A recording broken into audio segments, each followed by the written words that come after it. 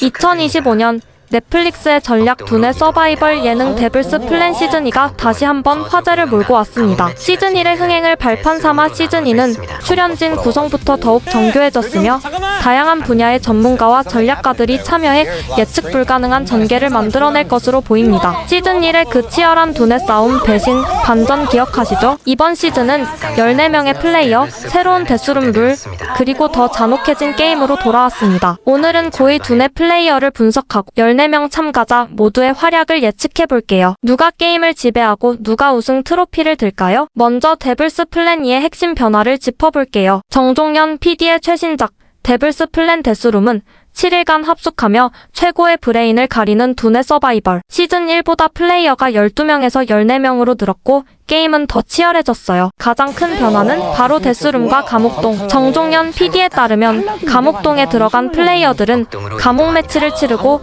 이 매치는 데스룸에서 펼쳐진대요. PD님이 작은 룰 변화가 게임 전체를 뒤흔든다고 했으니 논리, 계산, 심리전이 뒤섞인 고난도 게임이 기다리고 있을 거예요. 또 이번 시즌은 다양한 캐릭터에 초점을 맞췄대요. 바둑기사, 할리우드 배우, 올림피아드 금메달리스트, 변호사까지. 이제 이 14명의 활약을 하나씩 예측해볼까요? 고의 두뇌 플레이어는 논리, 전략, 심리전을 모두 갖춘 플레이어야. 시즌1의 하석진, 궤도처럼 게임을 주도하거나 예상치 못한 반전으로 판을 뒤흔들 인물들. 14명 참가자를 빠르게 분석하고 각자의 강점, 약점, 활약 포인트를 짚어볼게요. 1. 이세돌. 이 장면 기억하시죠? 세계가 주목했던 인간 vs 인공지능의 대결. 바로 알파고와 맞서 싸운 전설의 바둑기사 이세돌입니다. 그리고 2025년 그가 드디어 두뇌 예능에 등장했습니다. 넷플릭스 데블스 플랜 시즌2에 그가 출연한다는 소식만으로도 커뮤니티가 터졌죠. 이세돌 나오면 그냥 끝난 거 아냐? 게임 끝? 그냥 우승자 크레딧 박자 라는 말이 나올 정도로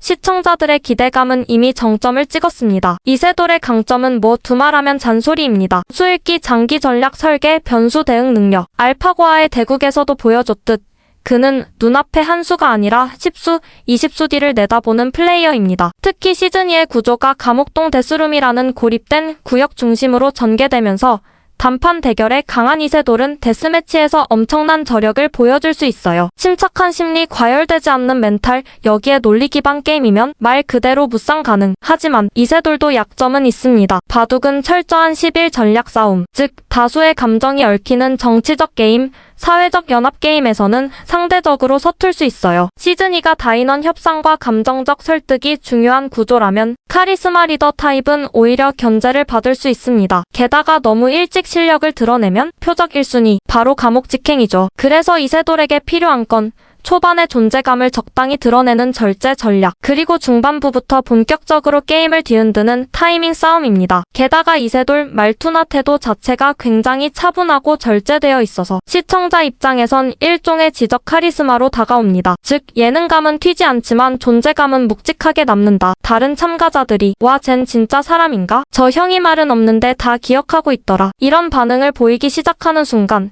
그때가 바로 이세돌의 판 흔들기 타이밍일 겁니다. 시즌2의 지능 최강자. 이 남자의 판짜기가 시작되면 다른 참가자들 정말 피곤해질 겁니다. 이 저스틴 H. 민. 자, 여러분 이 익숙한 얼굴 기억나시나요? 넷플릭스 오리지널 시리즈 엄브렐라 아카데미에서 벤을 연기했던 바로 그 배우 저스틴 H. 민 데블스 플랜 시즌2에 등장했습니다. 해외 팬들 반응 이미 난리예요. 헐, 벤 나왔어. 한국 예능인데 왜 저스틴 민이 거기서 나와? 말 그대로 할리우드 스타가 두뇌 예능 한복판에 등장한 겁니다. 근데 이 사람 단순히 배우로서 예능에 나온 게 아니에요. 아이비리그 출신의 보드게임 마니아, 그리고 영어 한국어 이중언어 능력자. 이건 그냥 팬 서비스 차원이 아닙니다. 전략적으로도 엄청 강력한 카드죠. 특히 제작진이 스윗한데 한국어 감정 폭발이라고 말했는데요. 이게 진짜 포인트예요. 평소엔 젠틀하고 여유 있는 외국계 배우 느낌인데 갑자기 한국어로 감정이 빡 터지는 순간 그 반전이 밈포텐으로 터질 수 있다는 거죠. 자, 이제 게임 구조에서 보겠습니다. 저스틴은 룰 파악이 빠르고 심리전에 능합니다. 보드게임 마니아답게 초반 룰 해석 구간에서 두각을 드러낼 가능성이 높고요. 특히 다인 다수 심리전이 펼쳐지는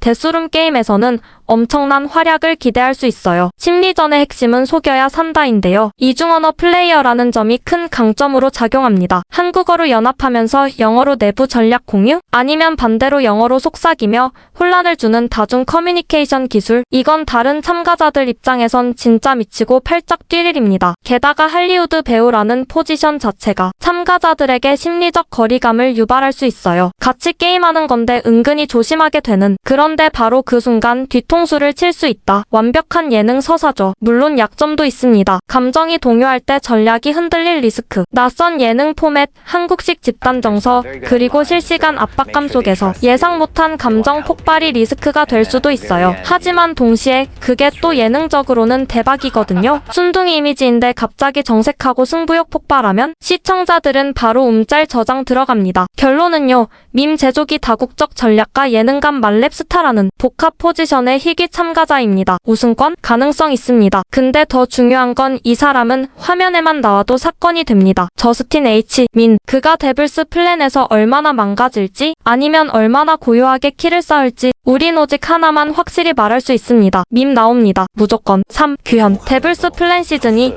이 멤버 섭외는 진짜 한 수였습니다. 예능 고인물 슈퍼주니어의 규현 등장. 사실 그는 웃기려고 노력 안 해도 그냥 웃긴 사람 중 하나죠. 하지만 웃음 뒤에 감춰진 규현의 진짜 무기? 바로 사회적 스킬 은근한 전략 설계 능력입니다. 그냥 방송 분량 담당으로만 보기엔 이 사람 너무 많이 살아남을 수 있는 포지션이에요. 자, 한번 볼게요. 예능 베테랑이라는 타이틀 괜히 붙은 거 아닙니다. 수십 시즌의 예능 출연 경험, 말 한마디로 분위기 전환시키고 무리 중에서 중심 잡는 능력은 게임에서도 엄청난 강점이 됩니다. 특히 다인원 심리전 중심의 데블스 플랜에서는 눈에 띄지 않게 중심에 있는 사람이 진짜 무섭거든요. 규현은 자기 의견을 강하게 밀지 않으면서도 결국엔 본인 생각대로 사람들을 움직이게 만드는 묘한 매력이 있어요. 초반부에는 확실히 분위기 메이커, 예능 선배로서 참가자들 긴장 풀어주고 PD는 규현 리액션만 잘 잡아도 절반은 편집 걱정 없죠. 그런데 여기서 반전이 시작됩니다. 규현 이 사람 은근히 승부욕자입니다. 신서유기에서도 퀴즈는 안 놓쳤고 라스에서도 논리 싸움에선 말 안 집니다. 그리고 감정 몰입? 규현은 게임이 흥미로워지면 진심이 됩니다. 그러다 보면 감정적으로 움직이는 순간도 나오겠지만 그게 곧 게임 내 반전의 기폭제가 될 수 있어요. 중반부 이후 규현은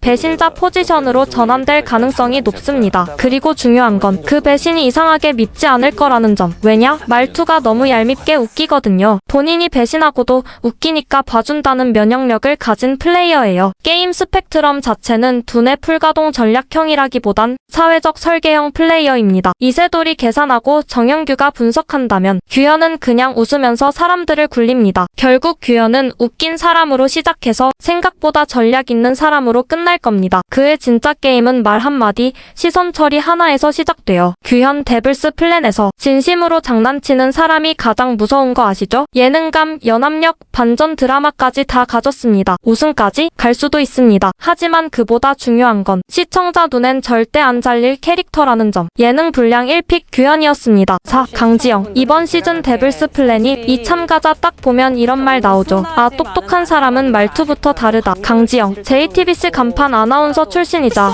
미국 공인회계사 AICPA 자격증 보유자. 그것도 풀타임 근무하면서 준비했다는 거 알고 계셨나요? 단순히 말 잘하는 참가자 그 이상입니다. 이 사람은 기획하고 정리하고 설득하는 사람입니다. 우선 강지영의 핵심 무기는 두 가지입니다. 바로 암기력, 계산력, 그리고 언어 기반 중재력. 두뇌 서바이벌 프로그램에서 이 조합 진짜 무서워요. 게임 초반부 숫자 기반 추론, 암기형 퀴즈, 다중조건 논리게임. 이런 데서 강지영은 절대 허술하게 나오지 않을 겁니다. 기계처럼 외우고 정리하고 구조화하는 능력은 그녀의 회계사 준비 과정에서 이미 증명됐죠. 하지만 데블스 플랜은 단순 두뇌만으론 끝나지 않죠. 문제는 바로 정치력. 연합과 배신이 엎치락뒤치락하는 정글에서 강지영은 어떤 포지션을 취할까요? 정답은 컨트롤 타워형 중재자입니다. 카리스마로 리드하는 스타일은 아니지만 중심에서 사람을 잇고 조율하는 타입. 팀이 위기에 처했을 때 가장 먼저 의견을 정리해주는 사람이 바로 강지영 강지영이에요. 이런 중재자 스타일은 특히 중반부 연합게임에서 강력한 생존력을 보장합니다. 싸우는 사람들 사이에서 갈등 줄이고 누구와도 대립각 안 세우면서 자연스레 살아남는 흐름. 하지만 여기서 한 가지 변수. 강지영의 가장 큰 약점은 바로 공격적이지 않다는 점입니다. 초반에 너무 조용하게 플레이하면 예능 분량 측면에서도 존재감이 약해질 수 있어요. 특히 데블스 플랜은 시청자 몰입도가 생존에 영향을 주는 구조잖아요. 하지만 그게 또 반대로 후반부에 엄청난 반전 서사를 가능하게 합니다. 강지영은 단숨에 스포트라이트 받기보단 꾸준히 점수 쌓는 스타일, 조용히 살아남다가 어느 순간 감정 서사와 결합하면서 시청자들에게 아, 저 언니 멋지다라는 순간을 터뜨릴 가능성이 큽니다. 강지영 조용하지만 탄탄한 플레이어. 이런 스타일은 한 번 치고 나오면 전 시즌 명장면 남깁니다. 데블스 플랜 특유의 반전 드라마 속 이성으로 흐름 바꾸는 캐릭터로 기억될 확률 90% 이상. 데블스 플래니의 숨은 강자 강지영이었습니다. 4. 윤소희, 카이스트 뇌생녀. 배우 윤소희는 그 타이틀에서 이미 반은 이긴 겁니다. 윤소희 과학고 조기 졸업에 이과 최상위권만 간다는 카이스트 출신. 연기를 시작했지만 이 사람 뿌리는 완전한 이성 중심 뇌파형 인간입니다. 근데 여기서 끝이 아니에요. 이성만 있냐고요? 감성도 있어요. 배우니까. 심리전에서 감정과 이성 둘 다 자유자재. 이 조합 너무 무섭죠. 자, 그럼 하나하나 뜯어볼까요? 우선 두뇌 서바이벌에서의 윤소희. 이건 일단 게임 되는 조합입니다. 공식적으로 입증된 논리력. 카이스트 출신이 어떤 의미냐면요. 그냥 똑똑한 게 아니에요. 논리적 구조를 빠르게 이해하고 복잡한 시스템 내에서 변수 예측이 가능하다는 뜻입니다. 그러니까 숫자 기반, 패턴 기반, 조건 추론 같은 미션에선 윤소희가 조용히 상위권 찍을 확률이 높습니다. 그렇다고 천재 컨셉으로만 보긴 또 아쉬워요. 배우잖아요. 연기는 결국 타인의 감정을 설득하는 기술. 심리전, 거짓말, 연기하는 사람한테 이건 일상이에요. 그러니까 윤소희는 거짓말을 잘하는 게 아니라 진짜처럼 보이게 하는 사람입니다. 그리고 그런 플레이는 데블스 플랜에서 아주 치명적이에요. 자, 그럼 문제는 뭐냐? 바로 성격적 리스크입니다. 윤소희 본인이 인터뷰에서도 밝혔죠. 저는 경쟁을 별로 안 좋아해요. 이 말이 단순한 수사인지 실제 성향인지는 플레이 스타일에서 극명하게 드러날 겁니다. 너무 조용하게 있다가 자연스럽게 도태되거나 숨는 플레이로 오해받으면 그건 오히려 초반 탈락 리스크로 작용할 수도 있어요. 하지만 만약 그녀가 초반엔 호감형으로 다가가고 중반부터 슬금슬금 논리력 감정 연기로 분위기 반전시킨다면 그건 그냥 시즌2의 명장면이 되는 거죠. 진짜 숨겨진 복병은 자기 존재를 감추다가 중요한 순간 움직이는 사람입니다. 윤소희. 드라마에선 대본이 있었지만 이제는 본인의 선택이 모든 걸 좌우합니다. 감정과 이성, 그 미세한 줄타기 속에서 그녀는 분명 한 번은 게임의 흐름을 뒤집을 겁니다. 이상 숨겨진 두뇌 플레이어 윤소희였습니다. 6. 세븐아이. 이 소리 그냥 나는 게 아닙니다. 상대의 숨소리까지 읽는 남자. 프로 포커 플레이어 세븐아이의 입장이요. 데블스 플랜 시즌2에서 가장 무서운 건 칼을 숨긴 사람들입니다. 그 중에서도 진짜 무서운 건 웃으면서 거짓말하는 플레이어. 그게 바로 세븐아이예요. 포커는 단순한 카드 게임이 아닙니다. 상대의 눈을 보고 감정의 미세한 떨림을 읽고 이 사람이 지금 진심인가 아닌가를 파악하는 게임. 그걸로 생계를 이어온 사람. 그게 바로 이 남자입니다. 즉흥적인 판단력, 그리고 정보가 부족할 때 결단을 내릴 수 있는 배짱. 데블스 플랜의 데스매치 룰에서 이게 얼마나 무기가 되는지 아시죠? 데스룸에서 강세. 이건 거의 정해진 공식입니다. 상대가 이기고 있다고 착각하게 만든 뒤 순간 역전. 그건 이미 포커판에서 수천 번 해봤던 장면이에요. 하지만 단점이 없을까요? 있습니다. 포커는 구조가 단순한 게임이에요. 룰은 제한돼 있고 감정과 배팅의 흐름이 전부죠. 반면 데블스 플랜은 다인원 정치 추론 협상 연합이라는 복잡한 구조를 요구합니다. 즉 수학적 추론, 패턴 분석, 계산 게임에서 한번 미끄러지면 감으로만은 돌파할 수 없다는 뜻입니다. 그렇다면 세븐아이는 어떤 방식으로 살아남을까요? 심리전을 기반으로 한 연합 리더 포지션. 그게 정답일 겁니다. 강하게 밀어붙이기보다는 말을 아끼고 신뢰를 쌓으면서 연합 안에서 핵심 정보만 취득하는 타입. 그리고 중요한 건 타이밍입니다. 세븐아이는 정면 대결을 피하다가 필요한 순간엔 과감하게 움직일 수 있는 사람. 이건 그냥 생존 본능이에요. 또 한 가지 예능감입니다. 포커 플레이어답게 말은 적지만 상황을 비틀고 반전시키는 순간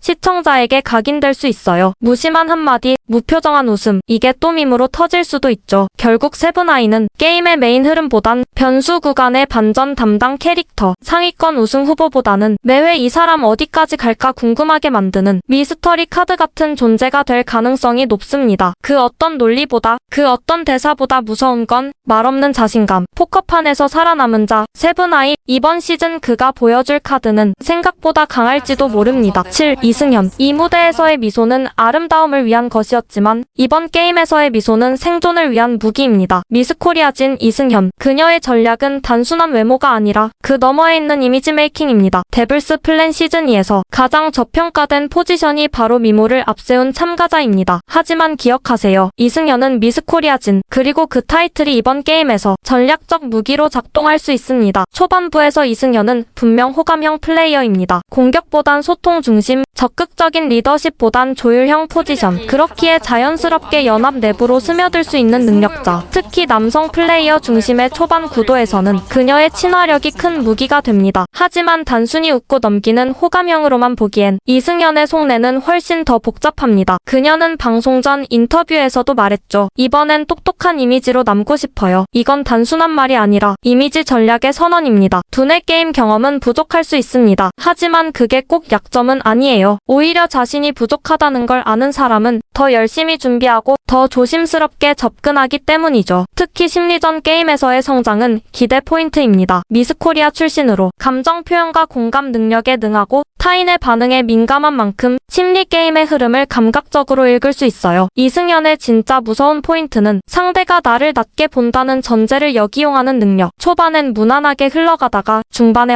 이 사람 똑똑한데? 싶을 때 이미 게임판이 흔들리고 있을 수 있습니다. 이승현은 이번 시즌에 예상치 못한 입체 캐릭터입니다. 처음엔 외모, 그 다음엔 공감력, 그리고 마지막엔 전략까지. 이 세 단계를 모두 밟는다면 반전의 주인공은 그녀가 될 가능성이 높습니다. 미스코리아 타이틀이 이번에는 단순한 미소가 아닌 생존의 방패이자 무기로 작동할 수 있을까요? 그녀의 조용한 반격을 기대해봅니다. 8. 정형규. 로맨스 서바이벌에서 마음을 흔들었던 그 남자. 이번엔 두뇌 서바이벌로 돌아왔습니다. 서울대 출신의 감성 브레인 정형규. 이 남자의 가장 강력한 무기는 계산이 아니라 사람입니다. 감성 vs 전략. 누가 이 남자를 감성 캐릭터라고만 생각했다면 이제부터 생각을 바꾸셔야 할지도 모릅니다. 환승 연애에서 연애를 했다면 데블스 플랜에서는 사회적 설계를 한다. 정형규는 서울대 출신, 그리고 방송을 통해 이미 사회적 공감력이 검증된 인물입니다. 낯선 사람 앞에서도 빠르게 분위기를 읽고 편안하게 만드는 능력. 이건 예능에서 그저 불량 제조기 역할을 넘어서 진짜 연합 게임의 핵심 자산이 됩니다. 게임 초반 정현규는 강력한 퍼즐 해결 능력보단 사람을 읽는 능력으로 승부합니다. 강한 개성들 사이에서 갈등을 중재하고 자신만의 연합을 부드럽게 만들어가는 일종의 무색무취형 연합의 허브. 바로 이게 정현규의 포지션입니다. 하지만 그가 감성만으로 이 게임을 끝까지 끌고 갈 순 없습니다. 두뇌 게임에서의 불안 요소는 분명 존재합니다. 직관력이나 수리 기반 퍼즐이 연속될 경우 논리적 사고력이 상대적으로 강한 참가자들에게 초반 표적이 될 위험성도 배제할 수 없죠. 하지만 여기서 주목할 것은 정현규는 단순히 문제를 못 푸는 캐릭터가 아니라 위기를 컨트롤할 줄 아는 캐릭터라는 점입니다. 사람을 붙잡는 능력, 감정을 공감시키는 연기력. 이건 데스매치에서도 의외의 승부수로 작용할 수 있어요. 중반 이후에는 그의 서사가 본격적으로 움직이기 시작합니다. 자신의 감정과 충돌하는 배신, 믿었던 동맹의 이탈, 그리고 그 안에서 사람 때문에 흔들리는 남자의 모습. 시청자는 이 감정선에 몰입할 수밖에 없습니다. 정현규는 이 게임의 서사 캐릭터입니다. 그가 우승하지 않더라도 그가 겪는 감정의 롤러코스터는 시즌2의 중요한 감정적 클라이맥스를 만들어냅니다. 시즌2에서 가장 사람 같은 사람, 그래서 가장 오래 남을 사람. 정현규. 그의 전략은 연산이 아니라 공감입니다. 9. 최현준. 수학 천재가 런웨이에 서기까지 현실이 된 만화 설정. 데블스 플랜에 등장한 카이스트 생로랑 최현준. 이 조합 실화입니까 여러분? 최현준은 데블스 플랜 시즌2에서 가장 반전 매력을 가진 참가자 중 한 명입니다. 겉으로 보기엔 조용하고 말수 적은 모델 느낌. 하지만 알고 보면 카이스트 수리과학과 재학생이자 글로벌 런웨이 경험자라는 두뇌 비주얼 경험 3박자를 고루 갖춘 인물. 카이스트 수학 전공자답게 퍼즐, 확률, 게임 이론 기반의 논리 게임에서 압도적인 분석력을 발휘할 수 있습니다. 모델 활동을 통해 단련된 침착함과 관찰력, 그리고 사람을 꿰뚫는 눈빛. 은 데스매치와 심리전에서 무기로 작용할 것. 또래보다 성숙하고 과묵한 태도는 쉽게 표적이 되지 않는 무해한 매력으로 작용할 수 있습니다. 즉 은근히 무서운 타입. 하지만 약점도 분명 존재합니다. 첫째, 예능 게임 자체 경험 부족. 두뇌가 아무리 좋아도 방송형 게임에서는 순발력과 캐릭터 플레이가 필요합니다. 둘째, 사교성 문제. 과묵하고 겸손한 태도가 연합 게임에선 외로움으로 이어질 수 있습니다. 연합 밖의 수학자가 되지 않기 위해선 능동적 교류가 필수. 최현준의 예능감은 폭소 유발형은 아니지만 갭 차이 포텐으로 터질 가능성이 큽니다. 과묵한 줄 알았는데 툭 던지는 멘트가 빵빵 터지고, 수학 공식처럼 냉정할 줄 알았는데 감정이 섞인 순간이 반전 매력으로 작용하고, 런웨이에서 보던 모델이 당황하는 모습이 짠하면서도 웃긴 포인트가 될 것. 잘생긴 이과생이 예능에 적응해가는 서사 자체가 제작진 입장에서 황금 캐릭터인 셈입니다. 최현준은 데블스 플랜 시즌2에서 감정 없는 수학자의 이미지로 출발하지만 게임과 인간관계 속에서 점차 서사를 쌓으며 후반전에 조용한 다크호스로 진화할 가능성이 큽니다. 외모, 브레인, 관찰력이라는 3박자를 바탕으로 조용히 판을 읽고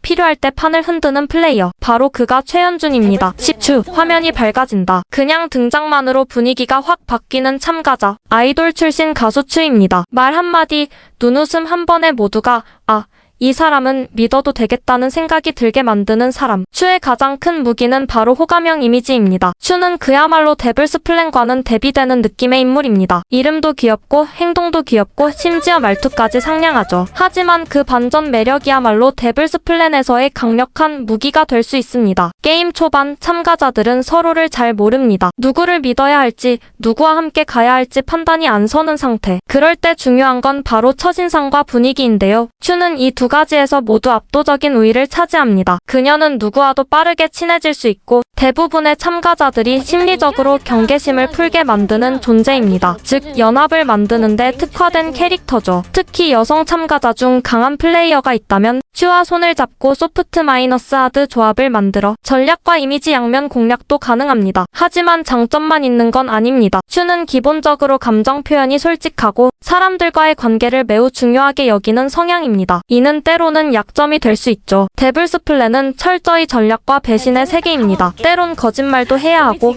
연합을 깨야 하며 심지어 친했던 사람을 탈락시켜야 할 수도 있습니다. 이런 잔혹한 룰에 추가 감정적으로 크게 동요할 가능성도 배제할 수 없습니다. 특히 중후반부 신뢰했던 참가자에게 배신당하거나 연합 내에서 갈등이 발생할 경우 추가 감정에 휘둘리며 판단을 흐리는 모습이 나올 수도 있습니다. 그녀의 생존 여부는 감정을 얼마나 통제하느냐에 달려 있을지도 모릅니다. 예능 제작진 입장에서는 추는 그냥 카메라가 사랑할 수밖에 없는 캐릭터입니다. 귀여움은 물론 때로는 어딘가 엉뚱하고 독특한 리액션까지, 예상치 못한 발언, 순수한 질문, 그리고 갑자기 터지는 댄스나 애교까지, 이런 요소들은 시청자들에게 큰 웃음을 주는 포인트가 될 겁니다. 그녀가 진지한 상황에서 엉뚱한 추리를 한다거나 다른 참가자들이 심각한 전략 대화를 나누는 가운데 "근데 밥 언제 먹어요?" 같은 멘트를 툭 던지면 분위기가 부드러워지고 동시에 추는 분량을 가져갑니다. 제작진 입장에서는 놓치기 아까운 분량 치트키죠. 결국 추는 자신의 진정성과 이미지 그리고 사람들과의 정서적 유대를 활용해 생존 가능성을 끌어올리는 플레이어가 될 것입니다. 추는 데블스 플랜 안에서도 인간미가 살아있는 참가자입니다. 치열한 전략 전쟁 속에서 그녀의 존재는 일종의 정서적 휴게소 같은 역할을 할 수 있죠. 만약 추가 중반의 위기를 이겨내고 자신만의 판단력을 장착한다면 의외의 복병으로 파이널 라운드까지 살아남을 수도 있습니다. 전략가도 두뇌파도 아니지만 진심과 공감으로 생존하는 플레이어. 그게 바로 추 스타일 데블스 플랜입니다. 10일 김아린 진료실에서 수술실로, 그리고 이제는 데블스룸으로. 현직 성형외과 의사 김아린입니다. 다른 참가자들이 직업을 얘기할 때 그래요?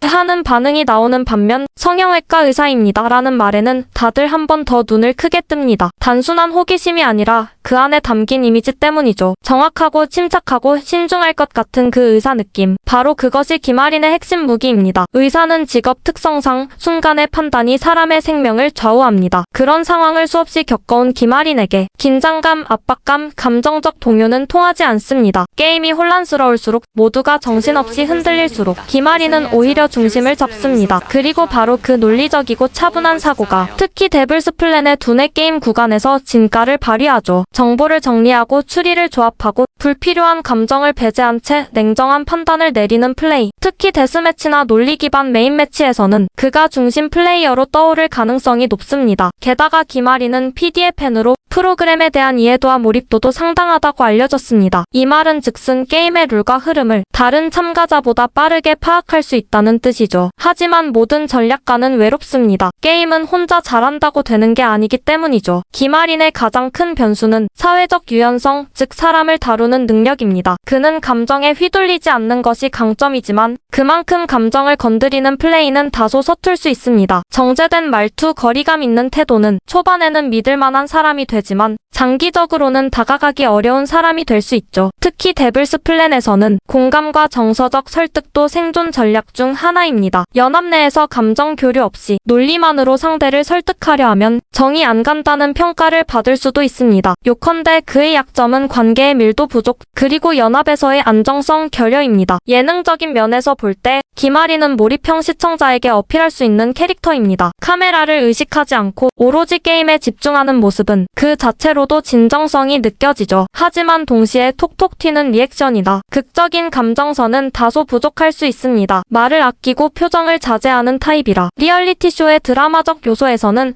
분량이 적을 가능성도 있죠. 제작진 입장에서 그는 흐름을 진지하게 잡아주는 캐릭터로 중위권 분량의 안정적 플레이어로 활용될 수 있습니다. 즉 이야기의 중심이 되지는 않지만 게임의 무게 중심을 잡아주는 역할. 김아리는 말보다는 데이터, 감정보다는 판단을 믿는 참가자입니다. 말수는 적지만 한마디 한마디가 정확하고 논리적이죠. 드라마틱한 전개는 없을 수 있습니다. 하지만 시청자 입장에서 그의 플레이는 와, 저 사람 진짜 똑똑하다는 감탄을 자아내는 순간이 많을 겁니다. 중반부 논리 게임에서 큰 존재감을 보이고 상대 실수에 민감하게 반응하며 틈을 놓치지 않는 플레이로 점점 중심에 다가갈 수 있는 타입. 다만 감정과 관계의 설계를 소홀히 하면 중후반 반등이 아닌 중반 고립이라는 변수도 존재하죠. 그의 성공 여부는 얼마나 인간적인 설득력을 보이느냐에 달려 있습니다. 12. 박상현.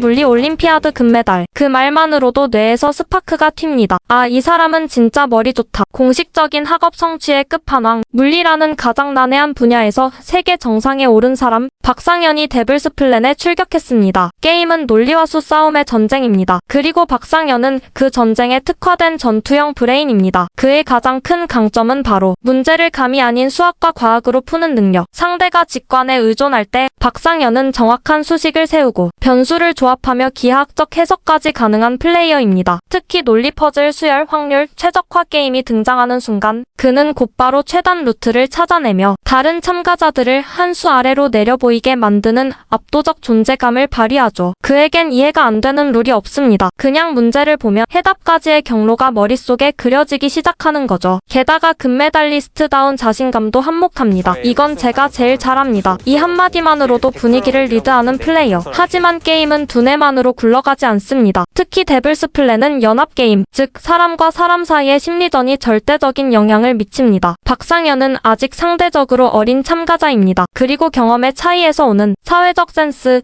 인간관계 스킬의 한계가 보일 수 있습니다. 예를 들어 이건 논리적으로 이렇게 가야 해요 라고 주장할 때 상대가 근데 나는 그쪽이 싫어라고 하면 그때부터 설득이 막히는 거죠. 그는 옳은 해답을 갖고 있을 수는 있지만 상대방의 감정을 다루는 기술이 부족하다면 자신이 맞더라도 외면당할 수 있습니다. 또한 중후반부로 갈수록 상대가 느끼는 위협감이 커질 가능성이 큽니다. 너무 똑똑한 사람은 빨리 떨어뜨려야 한다는 논리가 작동하기 때문이죠. 예능적인 측면에서 박상현은 몰랐는데 알고 보니 미쳤다라는 반전형 캐릭터입니다. 처음엔 조용히 앉아있다가 게임이 시작되면 갑자기 공식이 튀어나오고 기록지에 혼자만 다른 방식으로 접근하며 정답을 한 번에 맞추는 순간 시청자는 그대로 매료됩니다. 예능감은 단순한 말의 유쾌함이 아니라 행동 자체에서 오는 반전과 몰입감으로 분량을 만들어갑니다. 특히 정적인 이미지에서 카리스마 있는 두뇌 플레이어로 전환되는 장면은 편집 포인트이자 밈 생성의 핵심이죠. 결국 그는 나이는 어리지만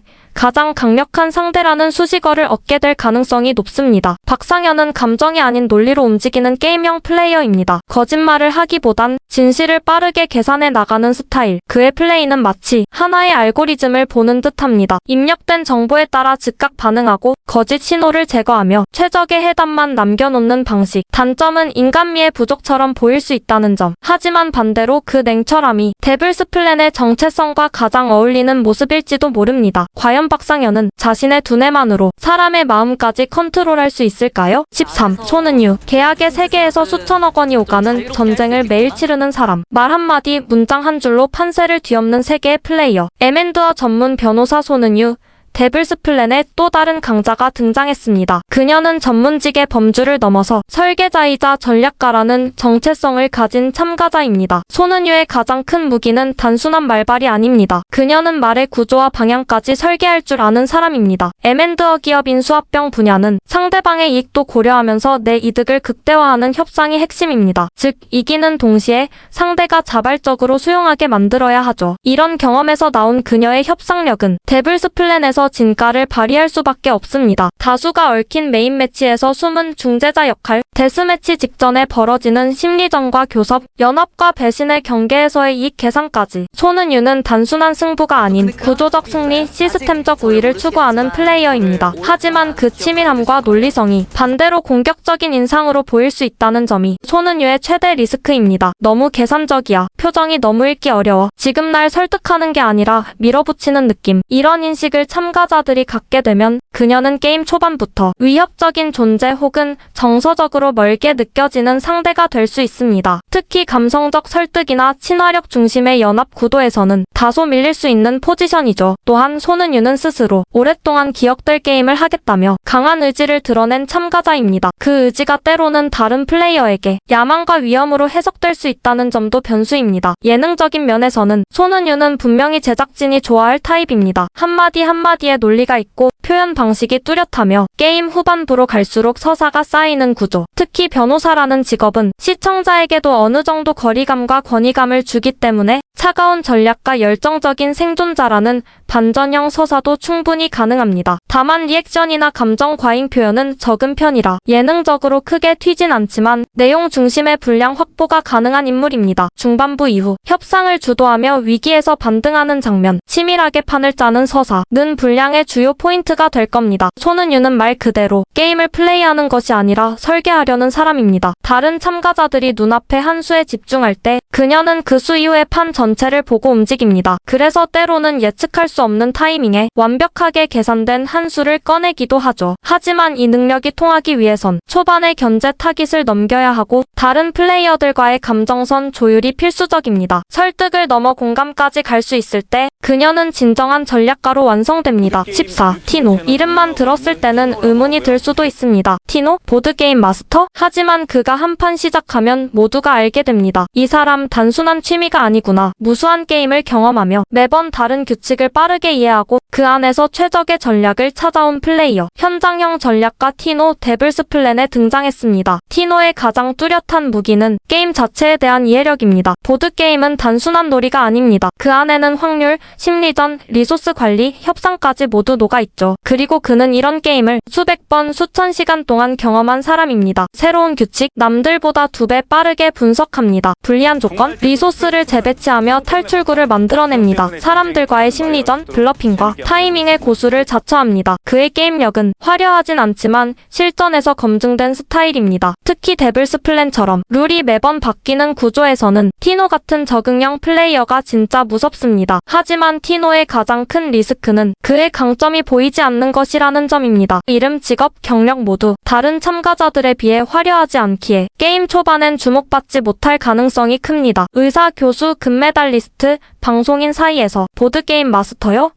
라는 반응이 나올 수도 있습니다. 이는 사회적 연합 구도에서 설득력의 부족으로 이어질 수 있고 초반 정치에서 희생양으로 지목될 위험성도 안고 있죠. 또한 일부 참가자에게는 게임만 잘해서 뭐해 결국은 정치 싸움인데 라는 인식이 작동할 수도 있습니다. 즉 티노의 실력은 진짜지만 인정받기까지 시간이 필요한 캐릭터입니다. 티노는 예능적으로 보면 처음엔 조용한 참가자로 시작할 수 있습니다. 그러나 그 조용함이 곧 숨은 고수의 분위기로 바뀌는 순간 시청자에게 강한 몰입 포인트가 생깁니다. 특히 룰 설명 장면에서 이건 이렇게 가야 유리하죠. 혼자서 복잡한 게임을 풀어내는 집중력 있는 장면, 리소스 분배나 협상에서 예상 밖의 설계가 터질 때 이 사람 진짜 똑똑하네? 라는 반전이 생기며 분량과 팬층 모두 확보할 수 있습니다. 게다가 그는 멋진 플레이를 보여주겠다는 다짐까지 내비친 바 있죠. 즉 단순히 살아남는 것이 아닌 기억에 남는 판짜기를 목표로 하는 플레이어입니다. 이건 제작진이 좋아할 수밖에 없는 캐릭터 캐릭터입니다. 드라마와 전략 둘 다 있는 인물이기 때문이죠. 티노는 겉으로는 조용하고 튀지 않는 캐릭터지만 내면은 정확한 계산과 깊은 게임 내공으로 무장된 전략가입니다. 스펙 중심의 게임에서는 언더독일 수 있지만 룰 중심의 게임에서는 확실한 강자. 그가 진짜 빛나는 순간은 모두가 흔들릴 때 중심을 잡아주는 숨은 조율자. 고전 중 예상 박하드로 전세를 뒤집는 반전형 전략가. 시청자에게는 저런 사람이 진짜 고수지라는 대사 한 줄로 신뢰를 얻을 수 있는 캐릭터이기도 합니다. 자, 이제 플레이어 TOPO를 예측해볼게요. 데스룸의 논리, 심리전,